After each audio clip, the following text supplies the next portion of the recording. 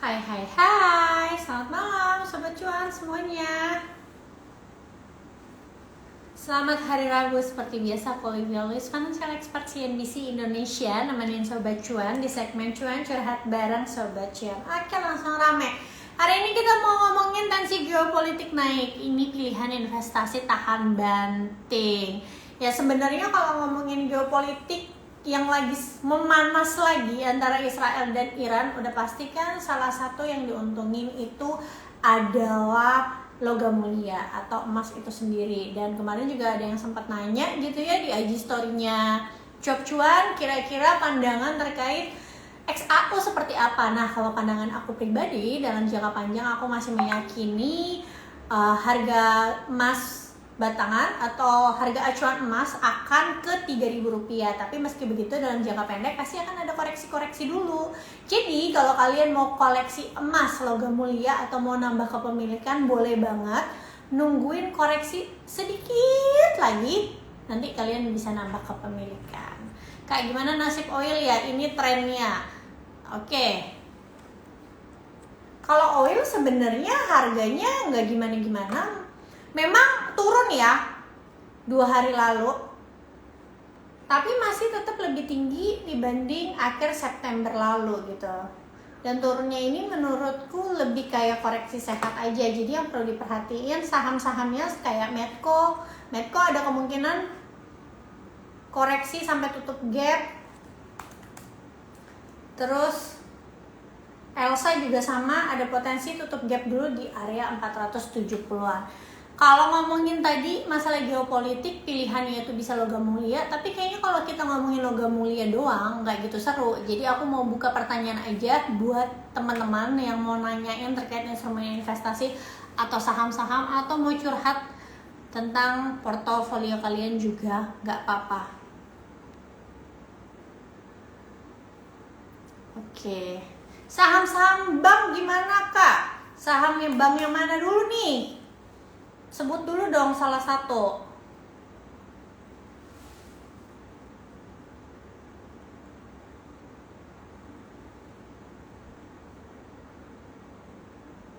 Astra katanya. Oke, Astra sideways aja ya teman-teman. Sideways supportnya ada di area 4.980-an. Sideways aja, tapi kalau nanya aku tertarik nggak sebenarnya sama Astra? Nggak terlalu tertarik, biasa aja. Tapi kalau kalian mau koleksi ya nggak apa-apa juga. Cuma kalau mau koleksi itu kan lebih kepada karena UNTR-nya results-nya masih bagus ya gitu. Jadi kalau kalian mau hold sampai dia bagi dividen ya nggak apa-apa juga. Cuma harus perhatiin area beli Astra di area 4.950 sampai 5.000 rupiah untuk Astra. Terjadi 5 bulan deflasi terus menerus, dampak ke saham consumer gimana ya Kak Olive?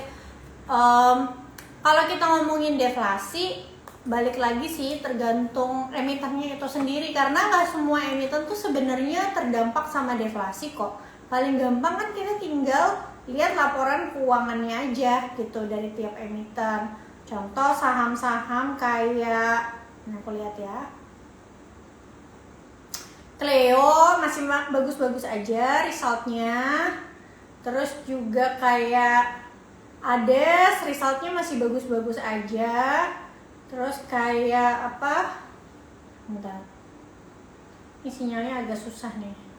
TSPC juga masih bagus-bagus aja. Jadi bukan berarti ketika ekonomi kita atau pertumbuhan ekonomi kita lagi kurang bagus atau misalnya lagi deflasi, itu artinya semua saham consumer itu pasti nggak bagus. Nggak juga, banyak tetap yang pendapatannya bagus-bagus aja atau bertumbuh gitu. Jadi balik lagi lihat emiten per emiten itu sendiri. Karena kalau kalian cuma pukul rata lihat industrinya doang, nanti malah nggak dapet gitu perusahaan-perusahaan yang bagus gitu. Kalau ngomong Unilever gimana? Unilever tuh sebenarnya bukan tentang masalah deflasi saat ini aja sih. Unilever itu memang sejak beberapa tahun terakhir itu pendapatannya itu nggak bisa bertumbuh karena kalah bersaing sama brand-brand Korea. Terus juga karena efek pandemi akhirnya banyak masyarakat kita yang mencari deterjen, terus juga odol yang harganya tuh lebih murah. Jadi mereka shifting dari tadinya produk-produknya Unilever berubah ke produk-produk yang lebih murah. Misalnya salah satu produk substitusinya adalah produk-produk dari Wings gitu. Kak, MIP jadi apa enggak? MIP tuh apa ya? MIP tuh apa sih? MPPA. Oh, Matahari ya. Jujur ya, aku kalau kayak saham kayak Matahari gini yang MPPA kurang merhatiin. Kalau misalkan mau ngomongin emiten retail sekalipun, aku lebih prefer sebenarnya retail yang grupnya MAPI gitu loh. Kayak MAPA atau MAPI atau Access gitu. Kalau MPPA kurang sih. Lagian saham-sahamnya grup Lipo itu secara GCG kurang bagus ya. Paling yang bisa bagus tuh cuma kecuali LPKF-nya ya, sekarang lagi dimainin. Si LPPF-nya kalau mau bagi dividen itu biasanya harganya digerakin gitu.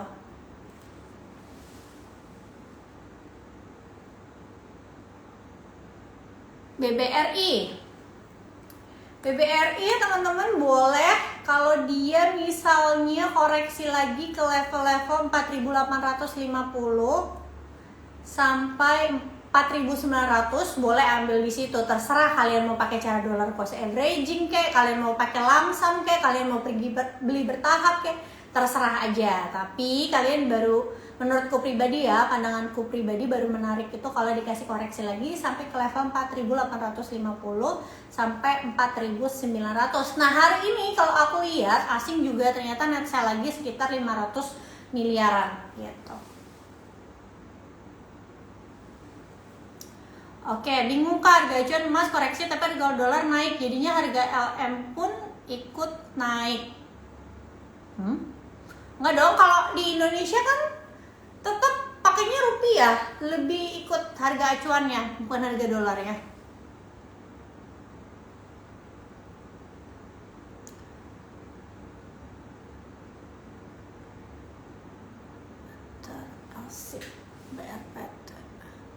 Kalau BRPT ya, itu kan saham trading aja. Biasanya kalau aku di BRPT tuh buat trading.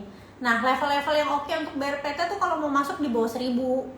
Di bawah 1000, nanti kalau misalnya dia naik baru taking profit. Tapi mainnya cepat aja sih, bukan yang untuk di hold.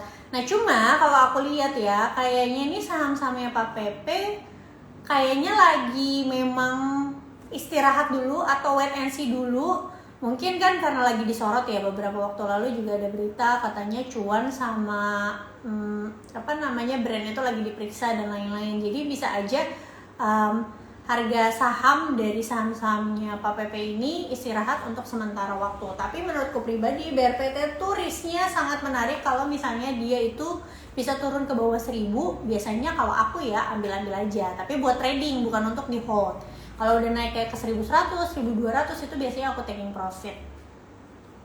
Oke, Fadli Riz, Mbak, untuk BBCA masih worth it nggak untuk investasi jangka panjang? Menurutku oke-oke aja, tapi kamu nggak bisa ngarepin imbal hasil seperti sebelum tahun 2010 karena growth-nya tuh udah beda. Zaman dulu mungkin growth-nya BCA, sekarang juga kinerjanya perusahaannya juga masih sangat bagus, tapi zaman dulu itu growth-nya jauh lebih tinggi lagi. Jadi harga sahamnya itu juga bisa naiknya itu tiap tahun juga cukup tinggi. Kalau sekarang tetap bisa cuan dari BBCA. Menurutku kalau kamu bisa cari area yang tepat, setahun dapat 10-15% dari saham-saham BBCA atau perbankan lainnya itu tetap bisa kok gitu. Apakah masih oke untuk jangka panjang? Menurutku oke selama perbankan itu masih jadi proksi ekonomi kita. Itu satu. Yang kedua, selama nggak ada kebijakan pemerintah yang mengatur bunga kredit, karena kita tahu perbankan di Indonesia itu kan pendapatan utamanya itu dari interest income kan, atau dari pendapatan yang dihasilkan dari bunga gitu. Yang dihasilkan dari bunga itu seperti apa? Seperti penyaluran kredit atau pembelian obligasi pemerintah. Tapi kalau pembelian obligasi pemerintah kan sebenarnya pendapatan bunganya nggak terlalu gede-gede banget. Biasanya paling gede itu pendapatan bunga dari penyaluran kredit.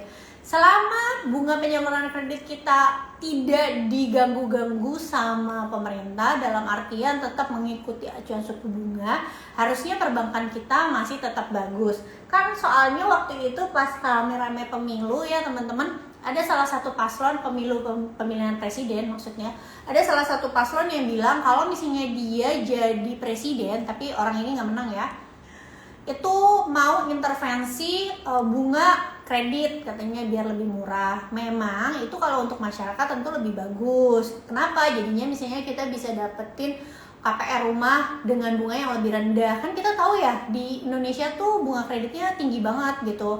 Bisa belasan persen atau 10% atau paling kompetitif tuh BCA gitu. Tapi nggak semua orang itu bisa dapetin kredit dari BCA karena BCA itu bener-bener dia kan pilih-pilih banget ya. Ke siapa dia mau minjemin duitnya gitu. Nah waktu itu ada salah satu paslon yang bilang mau intervensi gitu bunga kredit ini. Nah kalau misalnya sampai kejadian kayak gitu, maka itu akan mempengaruhi pertumbuhan dari pendapatan perbankan itu sendiri. Ya tentu kalau misalnya pertumbuhan perbankannya berubah, maka valuasinya itu akan adjusted. Ibaratnya kalau dulu atau sebelumnya misalnya BCA itu bisa dihargai di PI 20 kali kalau pertumbuhannya melambat karena misalnya ada sebuah kebijakan yang mendisrupsi industri tersebut, bisa aja fund asing menilai bahwa oh berarti BCA udah nggak layak lagi dihargai di PI 20 kali misalnya kayak gitu. Itu tuh kejadian di industri rokok gitu ya.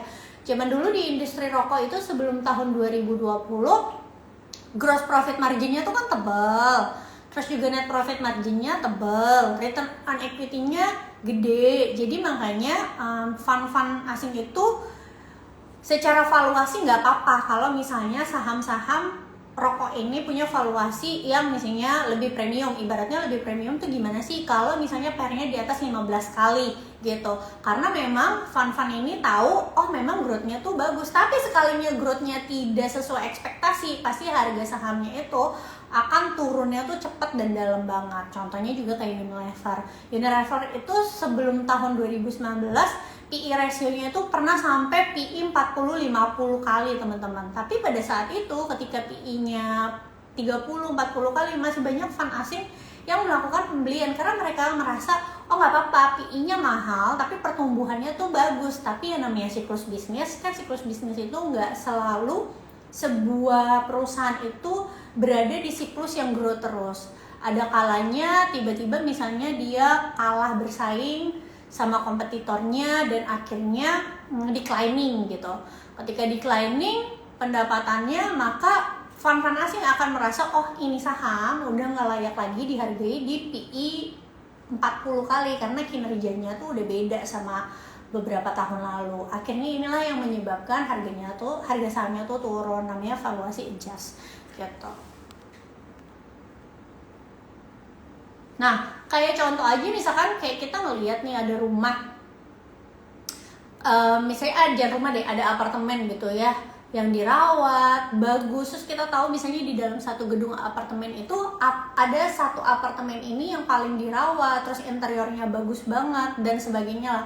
Pasti kita juga sebagai buyer kan nggak apa-apa untuk beli apartemen tersebut gitu ya, misalnya dengan value yang lebih mahal, tapi kita tahu kalau kita sewain itu harga sewanya juga bisa lebih mahal dibanding kompetitor apartemen lainnya yang misalnya kondisinya itu nggak lebih baik dari apartemen yang kita mau beli. Tapi at the end kalau ternyata apartemen yang udah kita beli terus kita sewain, terus ternyata misalnya ada kerusakan pipa dan lain-lain, pasti kita nggak bisa lagi nyewain di harga yang sebaik sebelumnya, kecuali kalau kita udah betulin kerusakannya tersebut. Kayak gitulah ibaratnya analoginya.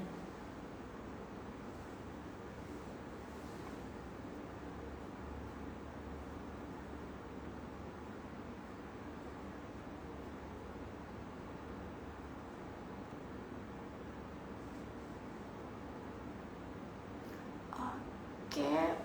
BBRI bisa ke 4.600, kalau menurut aku sih enggak. Kalau menurut aku ya, kalau menurut pandanganku. Mungkin yang lain punya pandangan lain, nggak apa-apa juga.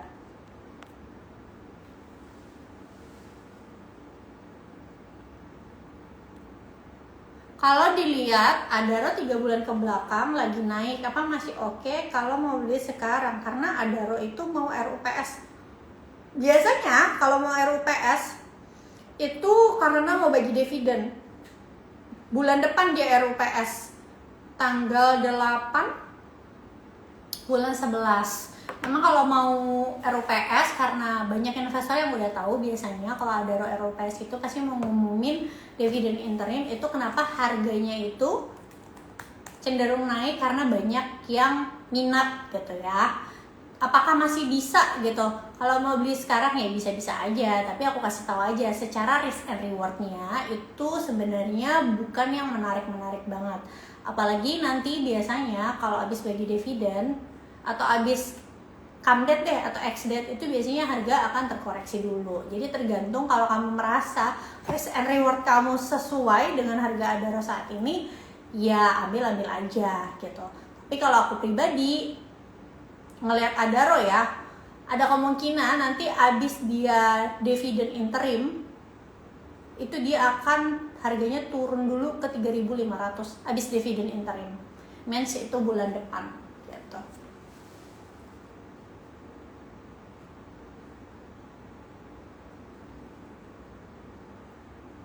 Oke, ada lagi pertanyaannya Asif.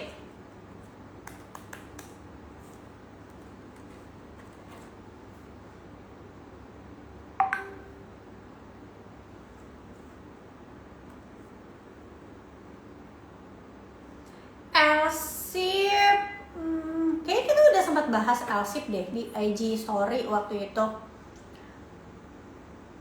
Aku bahas terkait dengan saham-saham CPO yang punya PBV di bawah 1 kali gitu ya. Waktu itu kita udah bahas pas harganya belum naik kayak sekarang. Tapi kalau baru mau masuk gimana? Kalau baru mau masuk, supportnya itu ada di area 1000 sih. Kalau mau resikonya lebih rendah, ya 995 sampai 1000 untuk level Elsip gitu. Oke sih Elsip.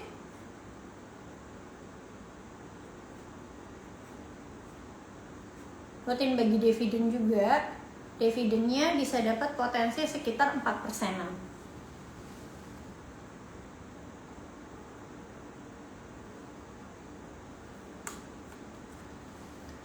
Nih, jika stimulus dari China ditunda, dampaknya ke market gimana ya, Ci? Perubahan sektor yang aktif jadi volatile banget. Iya, gara-gara kemarin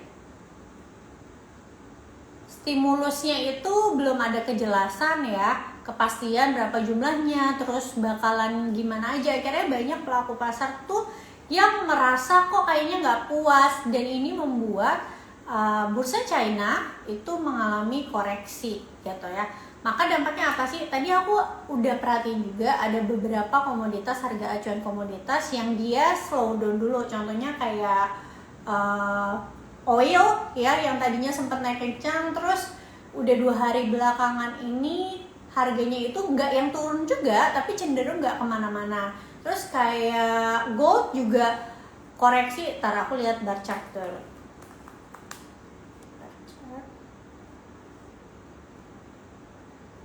Kalau bar chart hari ini berapa ya? Terus nikel juga koreksi gitu kan. Jadi memang pengumuman terkait stimulus ini benar-benar mempengaruhi para pelaku pasar, para trader, bukan hanya di bursa saham tapi juga trader-trader di pasar komoditas itu sendiri. Jadi ketika mereka anggap pengumuman stimulusnya kayaknya kurang memuaskan, akhirnya ini membuat harga acuan beberapa komoditas itu slowing down dulu gitu, dan memang jadi volatil banget. Sekarang coba kita lihat Inco. Tadi kebetulan ada yang nanya. Nah, ini kayak Inco ya teman-teman. Inco nih sekarang itu lagi retracement dan ada potensi melanjutkan pelemahan ke 3925. Selama dia bisa bertahan di atas 3925, itu harusnya dia masih bisa melanjutkan kenaikan. Jadi ibaratnya penurunan 2 hari ini sebenarnya itu lebih ke arah retracement aja, bukan artinya trennya tuh balik lagi dia downtrend ya. Karena kalau kita lihat Inco itu sebenarnya udah membentuk double bottom dan sudah breakout pada tanggal 25 September. Nah biasanya kalau saham-saham yang memang sudah breakout kayak gini, ada waktu-waktunya dia retracement atau koreksi sehat untuk ngetes support yang sudah menjadi resistance atau support become resistance-nya gitu. Jadi untuk Inco sendiri area-area 3925 itu bisa jadi support. Selama dia bisa bertahan di atas level itu, harusnya dia masih bisa melanjutkan penguatan.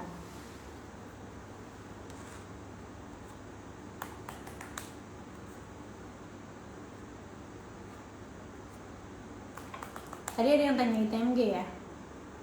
Oke, kalau ITMG sih masih sideways aja karena dia waktu itu kan habis bagi dividen. Jadi cenderung harga sahamnya sebenarnya lebih nggak ngikutin harga acuan call. Ibaratnya harga acuan call beberapa waktu terakhir lagi menguat. Adaro, PTBA, terus beberapa saham call lainnya itu mengalami penguatan. Tapi ITMG itu cenderung nggak kemana-mana. Nah kalau ngelihat ITMG ini dia itu kan sideways ya teman-teman. Area supportnya tuh ada di area 25.500. Kemarin itu bagi dividennya interim, biasanya ITMG itu bagi dividennya 2 kali. Jadi tahun depan ada potensi dia bagi dividen lagi. Tapi masalahnya dividen yield yang bisa diterima investor dari level harga 25.500 itu dividen yieldnya berapa? Palingan itu cuma sekitar 5%-an, teman-teman, 45%. Dan menurutku dividen 45% itu masih bisa kalian dapat selain dari saham batubara itu sendiri. Jadi harus balik lagi kalian suka enggak sama risk dan reward dari ITMG itu sendiri. Kalau aku pribadi ya, kalau cuma buat ngejar dividen 45%, itu ada saham lain yang pertumbuhannya lebih bagus, growth-nya lebih bagus, lebih minim potensi untuk dia dividen trap-nya, tapi bisa dapat dividen yang sama besarnya sekitar 4-5%. Contohnya kayak apa? Misalkan kayak Bank Mandiri, walaupun nggak bisa dibandingin juga ya saham call sama saham perbankan gitu, atau misalnya kayak NISP atau misalnya kayak BRI atau kayak BNGA gitu. Oke, Elsa tadi sebenarnya aku udah sempet singgung. Elsa itu dia ada potensi tutup gap di 475 ya untuk Elsa gitu, karena ternyata kemarin nih dia nggak berhasil breakout, jadi masih melanjutkan sideways-nya. Ada gap di area 475 yang bisa jadi support 1 dan support 2 nya itu di 465.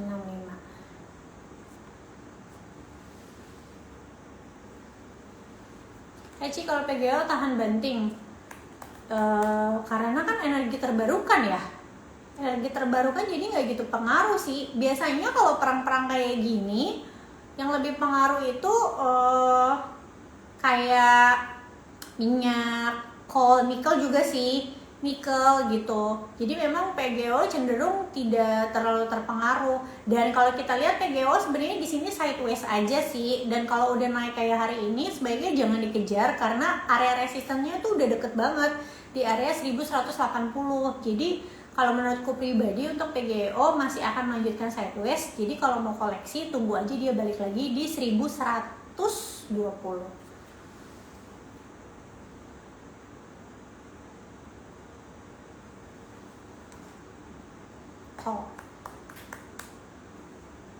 Bentar ya. Top itu maksudnya INKP gitu kan? INKP Tekim. Nah iya, ini kayak INKP juga kemarin udah sempat ke resistance-nya terus turun lagi. Jujur aja sebenarnya penurunan 2 hari ini tuh lebih kepada karena stimulus Cina itu yang belum ada kejelasan. Akhirnya membuat barang-barang yang komoditas atau siklikal itu balik arah lagi gitu. Jadi kalau ngelihat INKP kayak gini, ada potensi dia masih melanjutkan pelemahan ke 8.150. Jadi wait and see aja dulu, nawar dikit-dikit lagi 8.150, support 1, baru support keduanya itu 7.950. Apalagi ya kemarin tuh gara-gara stimulus 2 hari lalu aku tuh sempat ngebahas saham China juga gitu di grup, karena aku pikir kan stimulusnya bakalan sustain kan. Ternyata kemarin keluar kabar tuh belum ada kejelasan gitu. Akhirnya banyak investor itu yang merasa kurang puas sama penjabaran dari NDRC itu sendiri. Akhirnya saham-saham teknologi China-nya pada balik arah lagi tuh, kayak Tencent turunnya lumayan ya, kalau nggak salah 10%-an lebih gitu. Emang kadang-kadang kalau sama China tuh agak-agak tricky gitu loh teman-teman. Kemarin tuh ada angin bagus, tapi kadang-kadang tuh tergantung pemerintahnya. Padahal ya saham-saham China tuh valuasinya bener-bener kayak udah murah-murah banget gitu.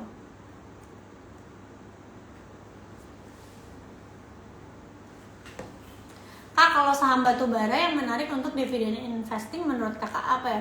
Sebenarnya saham batubara tuh banyak yang bagus-bagus kayak ITMG, terus Adaro, PTBA, terus juga ABMM, terus BSSR. Itu sebenarnya dividennya oke-oke, tapi sebenarnya yang harus dipertimbangkan sama teman-teman tuh adalah harga belinya aja sih, karena teman-teman harus tahu tidak selalu perusahaan-perusahaan batubara ini dividen per share-nya itu besar-besar, karena perusahaan coal ini benar-benar dividennya itu bergantung sama siklus bisnis perusahaannya itu sendiri atau industrinya itu sendiri. Jadi kalau industrinya memang lagi bagus, harga acuan coal-nya lagi bagus, dividennya itu bisa gede-gede. Tapi kalau misalnya pas industrinya lagi kurang bagus, misalnya harga coal-nya lagi di bawah 100 perak, maka dividen per share yang dibagikan juga nggak akan gede. Nah, memang ketika dividen per share yang dibagikan nggak akan gede, itu kalau kita belinya terlalu di atas, dividen yield kita tuh akan kecil banget, kayak misalnya 2-3%. Tapi kalau kamu merasa, oh nggak apa-apa kok, saya nggak masalah, yang penting masih bisa dapetin dividen, toh nanti kalau misalnya siklusnya membaik juga, dividen saya bisa dapatnya gede, ya itu nggak apa-apa, itu kan preference masing-masing ya. Tapi kalau misalkan kalian tipikal yang nggak mau, masa cuma dapetin dividen kalau belinya sekarang nih 3-4%, tapi abis bagi dividen harga sahamnya turun karena dividen trap, terus portofolio saya jadi minus pegang saham tersebut, ngapain saya pegang? Mau nunggu aja ya nggak apa-apa, nunggu aja. Tapi masalahnya kan kita nggak tahu nih kalau nunggu aja kapan harga batu bara tuh bisa balik ke bawah $100 lagi gitu. Biasanya kalau harga batu bara tuh bisa ke bawah $100 kalau ekonomi dunianya tuh lagi resesi. Contohnya kayak tahun 2020, terus kayak tahun, aku ngintip dulu, kayak tahun 2019 juga pernah deh. Bentar ya, aku lihat dulu. Kalau aku ya, kalau mau investasi saham coal jangka panjang, aku tuh berpegangannya itu sama ajarannya Peter Lynch. Kayak aku udah sering ngomong ini juga.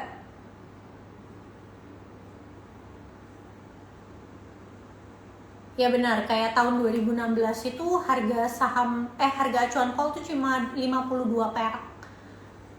52 perak waktu itu 2016. Harga ITMG itu di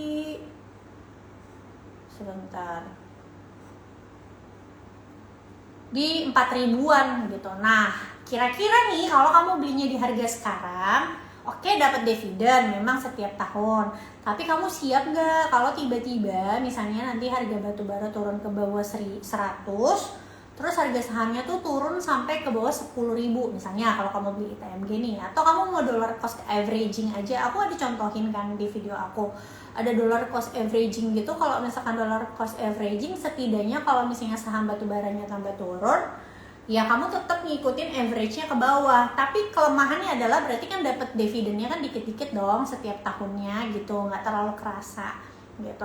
Oh ya, tadi balik lagi seperti yang aku sampaikan, aku biasanya kalau batu bara mau di hold jangka panjang atau enggak, itu aku lebih pakai ilmunya Peter Lynch. Jadi kalau Peter Lynch itu bilang kalau saham komoditas itu kalau mau kita dapat return yang lebih baik, itu belilah ketika marketnya tuh sedang tidak baik-baik aja, atau ketika industrinya tuh sedang tidak baik-baik aja. Kalau sekarang itu kan sebenarnya coal itu masih baik-baik aja meskipun lebih rendah dari harga tahun 2022, tapi dengan harga acuan call 100-150 itu industrinya tuh masih bagus gitu, perusahaannya tuh masih cuannya gede banget gitu.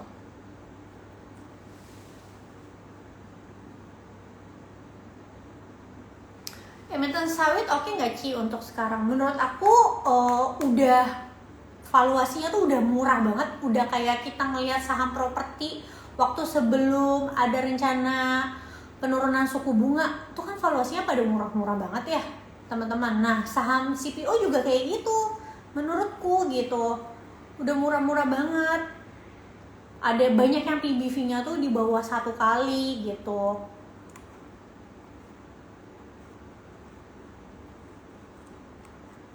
Kalau nggak salah aku pernah bahas saham-saham CPO yang bisa kalian pantau tuh ada di IG story-nya Cuap-cuan di highlight. Nanti kalian bisa lihat deh, di situ ada listnya, aku kasih yang PBV-nya di bawah 1 beserta dengan dividennya. Nanti start dari situ kalian bisa pilih kira-kira mana saham CPO yang menurut kalian paling oke. Tapi jujur aja secara valuasi banyak banget yang udah murah-murah gitu.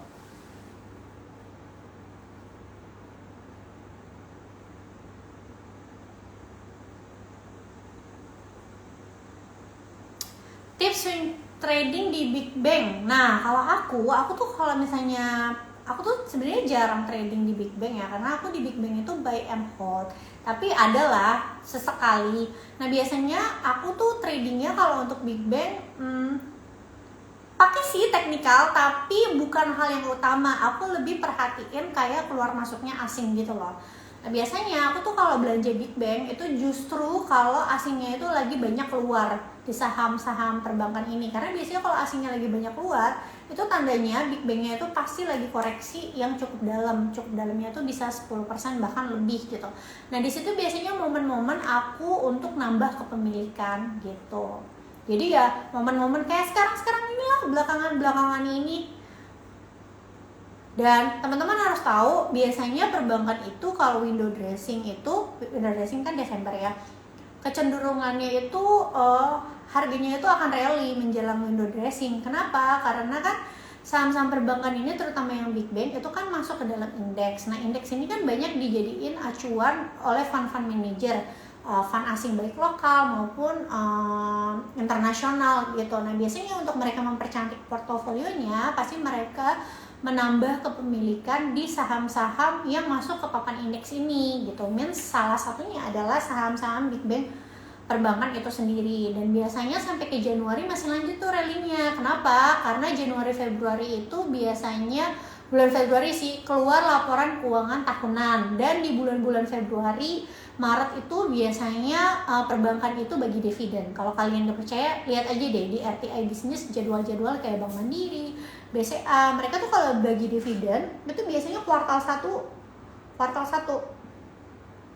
Nah, makanya kalau misalkan sekitar bulan Februari atau bulan Maret, nah biasanya di situ itu perbankan tuh bener-bener lagi bullish-bullishnya tuh sejak dari Desember, Januari, Februari sampai titik tertingginya tuh, atau udah mulai koreksinya tuh di akhir Maret gitu. Tapi tetap ya, walaupun misalnya Desember, Januari, Februari dia bullish, tetap akan begini gitu, akan kayak kita naik gunung lah, ada naik ada turun gitu. Jadi menurutku pribadi, kalau kalian view-nya misalnya jangka menengah nih, ya boleh banget koleksi saham-saham perbankan di momen-momen koreksi seperti saat ini. Nanti kalian bisa taking profit either sebelum pembagian dividen atau sesudah pembagian dividen, alias sebelum sell in May and go away.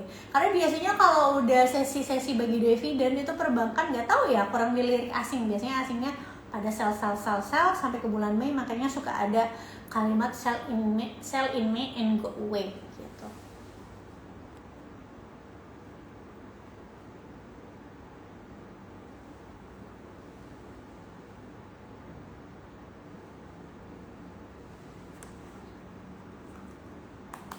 Asri.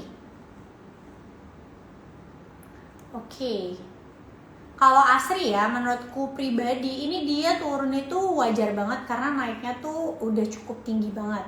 Dan saham kayak gini menurutku cuma buat trading aja. Aku bisa cariin supportnya itu di area 195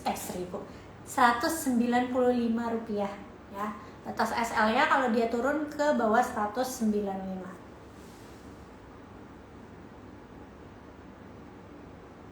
Elsa tadi udah, Harum.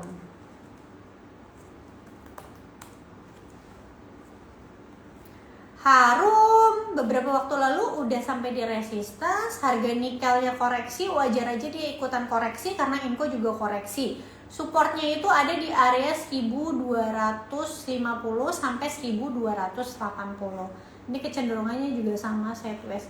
Aku perhatiin ya, pergerakan harga saham di ISG itu banyak banget yang sideways, kayak semacam nggak punya kekuatan untuk mereka melakukan breakout gitu ya. Karena memang transaksi harian kita itu di ISG paling cuma 11 sampai 12 triliun aja, beda banget sama tahun 2021 atau 2022. 2022 tuh bisa 2 kali lipat gitu ya, karena memang suku bunganya masih tinggi, jadi likuiditasnya juga masih terbatas ya. Kita harapkan semakin turunnya suku bunga, maka akan membuat likuiditasnya bertambah di market. Selain itu juga tadi aku juga ada ngobrol juga kan, tadi aku ketemu Cialin Wiratmaja. Menurutku pribadi yang bikin likuiditas kering juga menurutku ya, karena banyak orang yang nyangkutnya itu bukan hanya di judi online, tapi juga nyangkut di kripto gitu loh, koin-koin meme yang gitu-gitu. Terus juga termasuk nyangkut di saham tahun 2022. Jadi kalau teman-teman yang belum ada di bursa tahun 2022, tahun 2022 itu cukup serem sih. Aku juga cukup cut loss cukup gede ya pada saat itu di salah satu saham bank digital gitu, karena tahun 2022 tuh dibilangnya kan waktu itu era saham-saham teknologi. Bukalapak IPO, Goto IPO, terus juga Arto naik ribuan persen, terus saham WIRG tuh naik ribuan persen. At the end ternyata suku bunga tuh waktu itu naik kencang banget, dan akhirnya saham-saham teknologi ini berguguran. Dan ketika sahamnya pada turun waktu itu tuh masih banyak yang denial, karena The Fed tuh kan agak ngebingungin ya waktu itu. Dia bilang katanya inflasi ini transitory gitu kan. Transitory itu artinya inflasi itu cuma sebentar doang gitu naiknya. Ternyata tuh nggak transitory teman-teman. Akhirnya The Fed-nya tuh naikin suku bunganya tuh berturut-turut, bayangin dari 2% ke 5% dalam jangka pendek gitu ya, hanya dalam beberapa bulan. Akhirnya membuat saham-saham teknologi itu di Indonesia berguguran.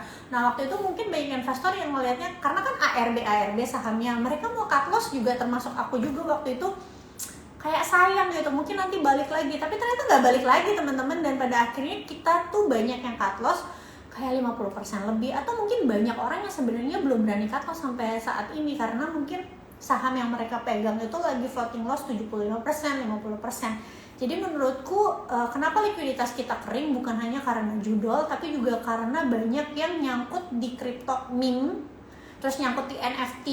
Ya, NFT tuh tahun 2022 tuh gila banget. Bahkan aku tahu ada salah satu temanku yang dia beli NFT tuh harganya 800 juta, nggak tahu deh tuh sekarang NFT jadinya apa gitu kan.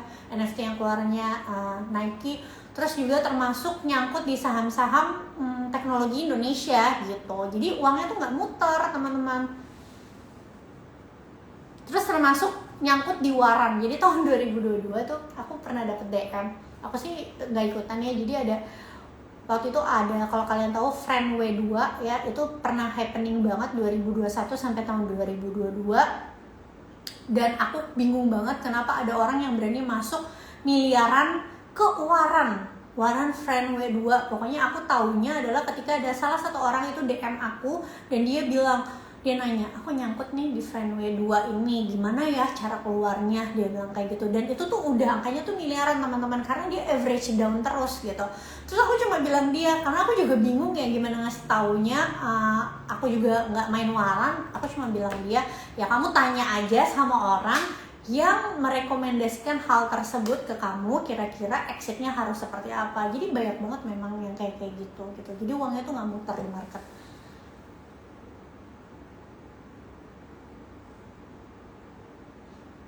Makanya kalau kayak aku semenjak kejadian itu ya teman-teman, ini buat ininya teman-teman aja, buat bahan pembelajarannya teman-teman kalau teman-teman belum merasakan. Jadi after tahun 2022 itu ketika aku pernah cut loss di saham bank digital itu, aku tuh udah gak mau lagi kayak terlalu FOMO. Jadi aku benar-benar ngatur size aku. Misalnya kalau aku mau masuk ke saham spekulatif, namanya kita manusia, kadang pasti kita ada dong rasa greed gitu kan, pengen ikutan masuk ke saham spekulatif.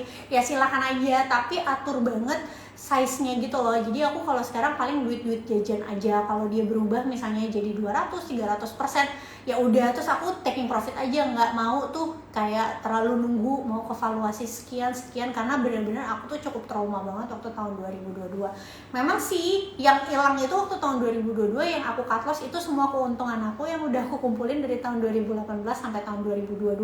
Dalam artian kerugian aku tuh cuma aku rugi keuntungan yang selama ini aku udah kumpulin aja gitu, nggak sampai yang kerugian modal aku tuh hilang gitu berapa persen.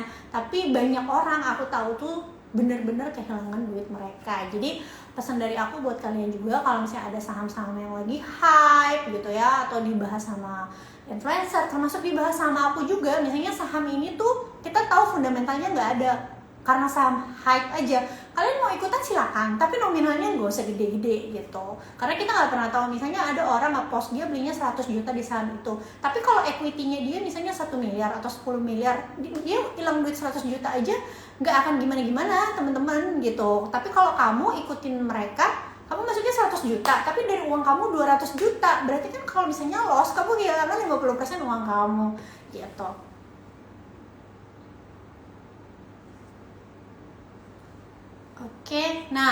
Oke, kita jawabin pertanyaan lagi. Kira-kira ini yang mau manggung sektor mana lagi, Ci? Kalau menurut aku perbankan masih bakalan bisa manggung. Jadi mumpung lagi koreksi-koreksi, ini oke banget kalau kalian mau beli saham-saham perbankan atau kolek saham perbankan gitu.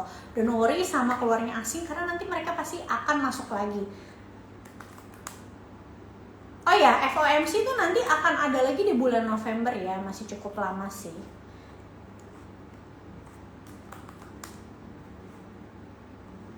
Kayak properti juga masih oke kok nih, ada yang sideways kayak CTRA, kalian bisa tungguin di 1280, atau perusahaan-perusahaan yang lagi mau corporate action. Excel ini juga cukup menarik, Excel di 2200 itu bisa jadi support untuk Excel. Terus ISAT wait and see dulu ya ISAT, soalnya dia nih mau stock split. Kadang kalau stock split gini tuh little bit tricky gitu loh teman-teman. Stock split itu ada yang bagus, ada yang enggak. Stock split itu sebenarnya tidak mempengaruhi kepemilikan saham kita di porto gitu ya, karena ini kan cuma pemecahan saham aja. Cuma kita nggak tahu nih ketika emiten melakukan stock split ada apa di belakangnya. Memang kalau secara teori ya, stock split itu dilakukan agar harga saham itu terlihat lebih murah, bukan secara value tapi secara price, jadi lebih terjangkau untuk investor-investor yang modalnya terbatas gitu ya. Misalnya kayak BBCA tahun 2021.